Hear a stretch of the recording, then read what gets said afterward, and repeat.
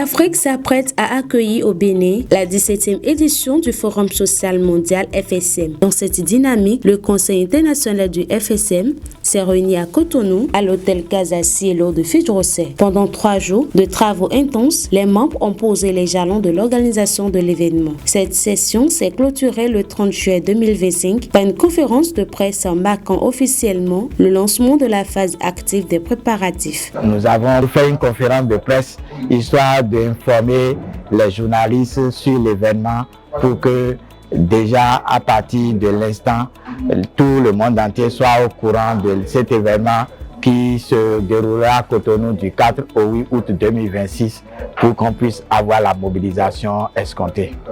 Cette conférence de presse marque le démarrage de la phase opérationnelle, la phase active des préparatifs du Forum social mondial que l'Afrique accueille au Bénin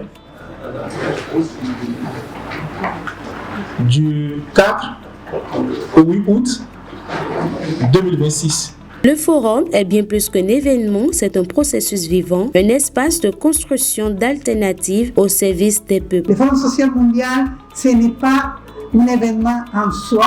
On se rencontre tous les 12 ans, mais ce n'est pas juste ça.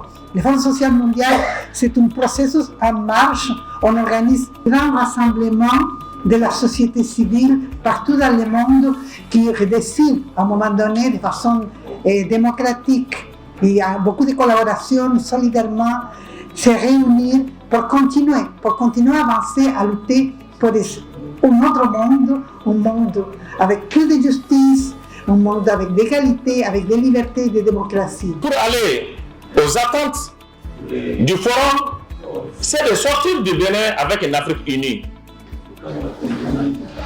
une Afrique connectée, une jeunesse connectée, une jeunesse qui va nier des alliances, des mouvements qui vont s'ouvrir au monde, recevoir, n'est pas prendre, je le dis, n'est pas prendre tout ce que l'autre fait, mais voir ce qui est adaptable à ce que tu fais pour mettre en avant ton travail.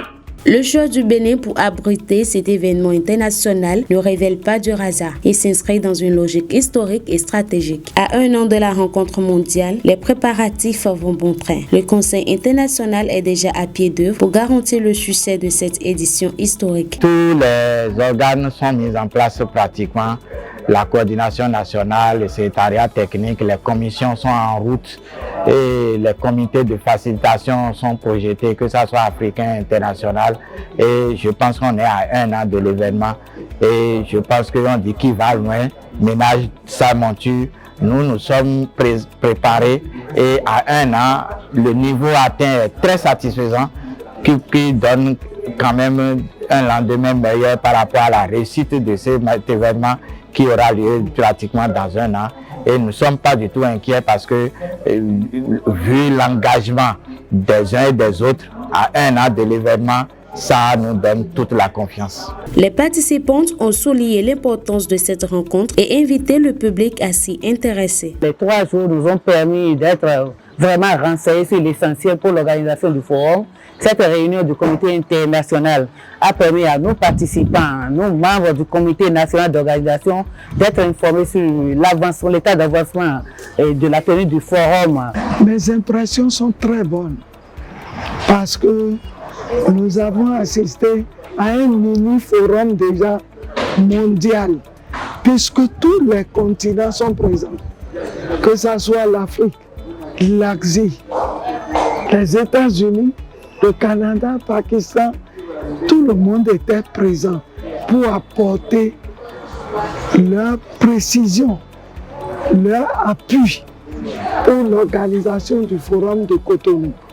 Je demande à tout le monde, que ce soit les jeunes, les femmes, les hommes, les chefs traditionnels, les médias, sans qui tout ce que nous faisons ne serait pas relayé. Je demande à tout le monde de ne pas baisser les bras, d'être à nos côtés pour le succès de ce forum. L'un des moments forts de cette rencontre a été la distinction des meilleurs graphistes, auteurs du logo officiel du FSM 2026.